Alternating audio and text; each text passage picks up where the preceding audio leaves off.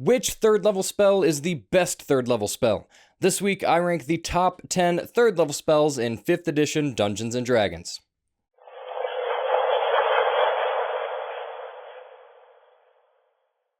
Hello players and GMs, I am Reese and welcome to another video by Jetpack7. Before we get started today, I just wanted to thank everyone who's been commenting on my videos lately. It has been bringing me a lot of joy to see you all wanting to interact on the videos I post and always makes me want to continue creating new videos, so thank you all so much. And of course, if you do like my videos, please consider liking it, subscribing to the channel, and hitting the notification bell. It really helps get my stuff through this rather tricky YouTube algorithm, so it actually makes a huge difference, maybe a bigger one than you may think. Either way, thank you all so very much for watching.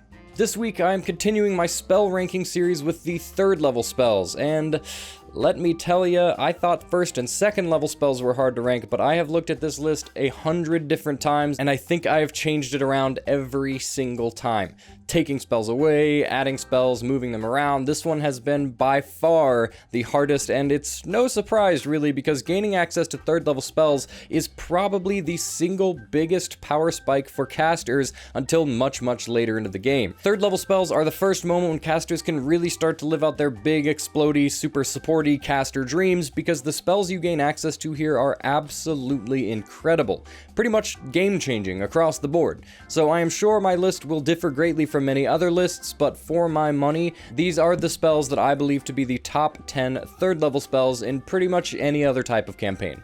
Starting off first with number 10, we have a spell that may prove to be pretty divisive where I've placed it, but I have Slow. And small spoiler, I don't have Haste on this list of top 10 spells, so I'm going to spend most of my time explaining why I think Slow is just a better version of Haste, because I think Haste is the more popular spell overall. The most obvious part is that Haste affects one PC, while Slow can affect a whole room of enemies. So we've already got that going for us. Now, there's definitely the chance that none of the enemies in the room are affected, but there's also the chance that all of the enemies in the room are affected. Haste, on the other hand, guarantees that one of your party members will gain its benefits.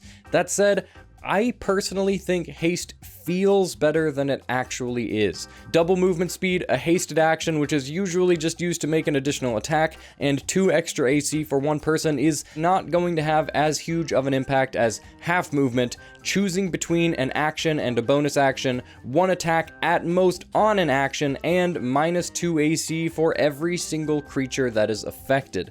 That cripples an encounter entirely. And then there's the fact that if you lose concentration on Haste, the target will lose an entire turn just standing still, which is terrible. Sometimes Haste lasts forever and you get plenty of value out of it, but I found that oftentimes the spell has to end early, and the target ends up getting jumped on the next round because they can't move or take actions.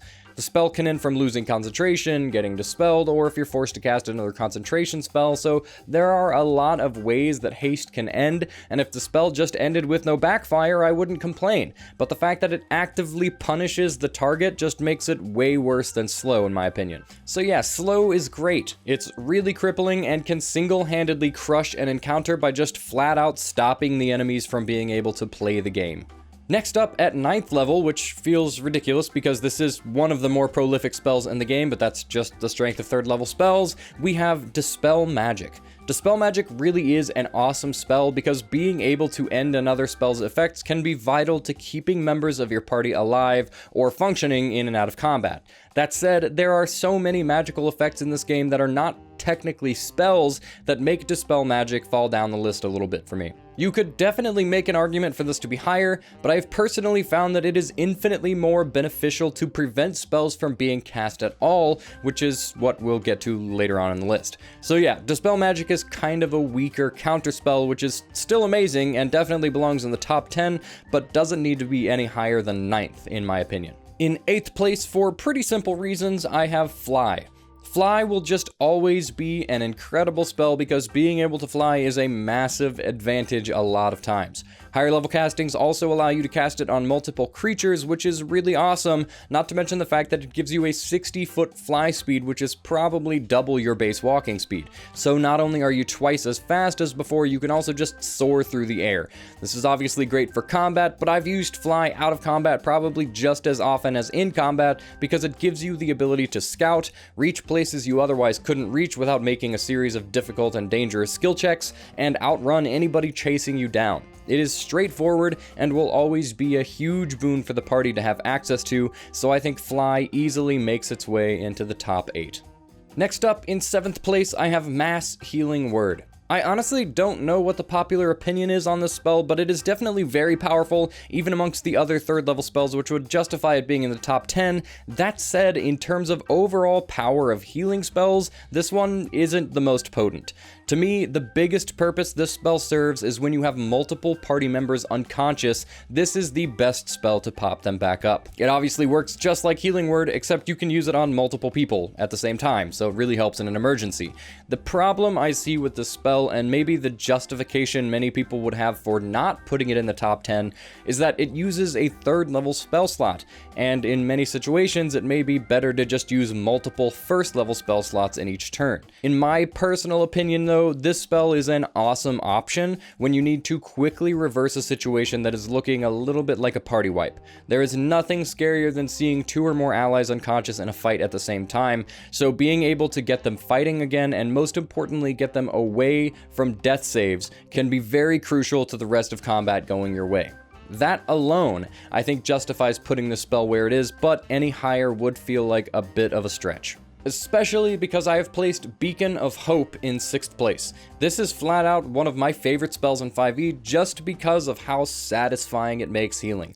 I love playing the healer utility caster in my groups, and Beacon of Hope is the healer's best friend. It gives 3 huge benefits: advantage on wisdom saves, advantage on death saves, and max healing from any source. All 3 of those are huge in a fight. Just eliminating the need for a roll makes every single source of healing so much more powerful. Upcasting healing spells with Beacon of Hope active makes your heals absolutely massive, even later on in the game with spells like Mass Cure Wounds. Heck, even Healing Word is healing people for a guaranteed 8 or 9 depending on your spellcasting modifier, which is about an average Cure Wounds at that same level. Not to mention, if your party has any healing potions, they also gain this benefit, so that measly 2d4 plus 2 suddenly becomes a guaranteed 10-point heal. Still not massive, but better than rolling like garbage and making it feel like a total waste. It essentially just doubles effective healing while also giving advantage on 2 of the most important saves in the game. And the amazing thing about the spell is this sentence right here: choose any number of creatures in range. That means when you cast the spell, you choose any number of creatures within 30 feet of you. For the duration of the spell, they gain the benefits, not while they're within range of the spell. So all you have to do is group your party up right at the beginning of combat, cast the spell, and as long as you're maintaining concentration, they will all maintain those benefits. So yeah, amazing spell. Highly recommend taking it if you can. In 5th place, I have the adventurer's very best friend, Leomund's Tiny Hut. There isn't too much to say about this one. Having a guaranteed safe place to take a long rest in a game where hostile environments are so common is absolutely massive. Anyone who has adventured without Tiny Hut and with a very cruel DM knows exactly how terrifying long rests can be, and Tiny Hut just gives you the barrier that will, at the very least, allow you to prepare for threats if they approach. I will never forget when Critical Role set up a tiny hut to confront a dragon that was way over the party's level, and how the breath attack was entirely reflected from this little 3rd level spell just meant to prevent a party from getting hurt during a long rest. Never underestimate the power of a spell that prevents spells and effects from crossing through. They will always find ways to be significantly more powerful than they appear.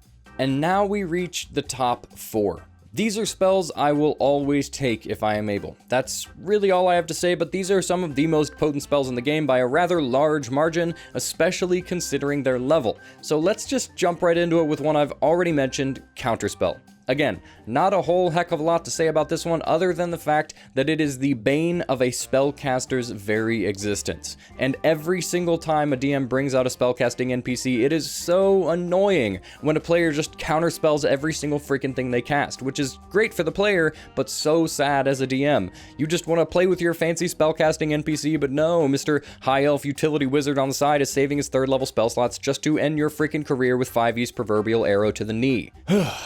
I'm not bitter. Anyway, it's a great spell. I love to use it as a player and as a DM, and I will always slot this into my spellbook at any given opportunity. As a side note, I read a story recently of a DM using Counterspell against his players for the very first time when they were trying to cast Revivify. That's all. In 3rd place, I have a spell I am sure you are all tired of hearing me talk about, Aura of Vitality. It's an amazing spell, okay? It deserves to be discussed. This is just better mass healing word, in my opinion, because it allows you to stagger the castings over the course of a minute if you're using it in combat. So often, players do not go down in the same round, so I found that being able to maintain the spell is much better than using mass healing word once. Not to mention, there's no downside to having it up when there aren't any unconscious players, so you can just keep bumping people for 2d6 as a bonus action every round, which is always really nice. Not to mention, this is flat out one of the best spells in the game. You can heal for 2d6 every round for a minute, so in essence that is 20d6 of healing you can distribute to your party over the course of a minute, which averages out to 70. So yeah, this spell serves a really great purpose in and out of combat, and of course it is a healing spell, which is rather inflated in 5e due to the death save system, which I think locks this into a pretty solid contention for top 3. In 2nd place, we have one of the most powerful crowd control spells in 5e, especially at 3rd level, Hypnotic Pattern. This spell allows you to incapacitate any creature in a 30-foot cube that fails a wisdom save. The spell is basically just super sleep. Larger area, more creatures, and an equally debilitating effect. The only thing I will say about Hypnotic Pattern is that it does charm the creatures, which means anything immune to charm is technically immune to this effect. That said, there are many creatures in 5e that are not immune to charm, and being able to incapacitate an entire group of them, or at least a portion of the large group, can be a lifesaver. I can think of a million different combat encounters in which I've been faced with a massive mob of not so powerful creatures that wreaked havoc on my party simply because of their numbers. This spell eliminates that mob, or at least puts it down for enough rounds for your party to clean up business elsewhere first.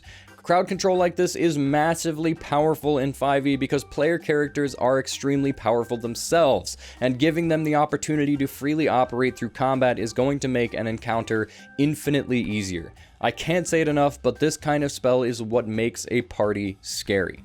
That is the kind of power that crowd control has. Now, despite everything I literally just said, there is one spell that is definitively the exception to the rule, and I think everyone knows where this is going. In 1st place, I have Fireball. The best crowd control is death, and Fireball serves death like Midwestern house parties serve buffalo chicken dip. Early, often, and I never get tired of it. Fireball to me is the embodiment of the rule of cool. Balance be damned, I want to cast a spell that makes things go boom. Some of the creators of 5e themselves have said that Fireball is intentionally way overtuned for 3rd level simply because it is such an iconic spell, and they wanted to give players the satisfaction of casting that spell earlier than later. And boy do we enjoy that 5th level power spike for full casters. 8d6 to a 20-foot radius sphere is just encounter defining. Obviously, area of effect damage is going to amplify your damage numbers to a pretty ridiculous amount, but there isn't even a single target spell that does this much damage before this level. In fact, the only other spell up to this point that deals this much damage is Lightning Bolt. So not only does this spell deal a lot of damage to an area, the damage numbers on the single target are going to be bigger than really any other spell you can cast up to this point. Now, casting it on a single target obviously isn't the most effective use of the spell, but Buffalo Chicken Dip is Buffalo Chicken Dip, and you will catch me standing over that tray every single time. Fireball ends encounters more than any other spell up to this point, which I think solidifies it as the strongest 3rd level spell in a rather commanding way.